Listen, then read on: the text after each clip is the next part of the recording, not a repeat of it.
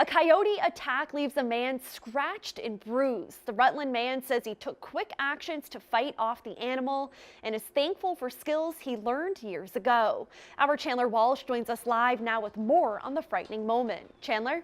Olivia, Brian Hutchins says he always carries a knife with him when he's outside at night because of the town's many coyotes. He says the tool, along with a thick coat and good instincts, kept him safe during the encounter. I pulled it over my head and I just started stabbing it. Brian Hutchins reenacts the scary moments when a coyote attacked him in his backyard. Hutchins was checking on his 3 chickens when he says what felt like an 80-pound coyote jumped on him. It landed right on the back of my head. It was trying to bite my head through my coat. It was like a complete all-out brawl. Using moves he learned in high school wrestling, Hutchins was able to rip the coyote off his back. He stabbed it multiple times before it took off into the woods behind his Rutland home.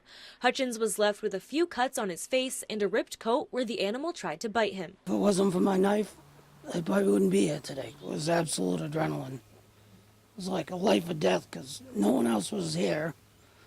And it just happened so fast. Hutchins' wife Ruth wasn't home at the time. She says when he called her, she was in shock. I was like, oh, you are so lucky, fortunate, because they could have bit his jugular or his throat. I would have been a widow.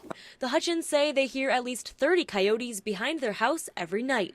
Police Chief Nick Monaco says the animals are very common in the area, but residents shouldn't be concerned. We get calls pretty often, but there's been no problems with human coyote contact. Mass Wildlife says there have only been 9 confirmed coyote attacks ever in the state, and they say Hutchins' reaction was the right one. That animal wanted to kill me, so I had no choice but to do what I did. Mass Wildlife says the coyote most likely mistook Hutchins for a small animal while they were trying to hunt his chickens. They and Rutland police recommend putting any food or trash inside and walking dogs on leashes to avoid encounters with coyotes.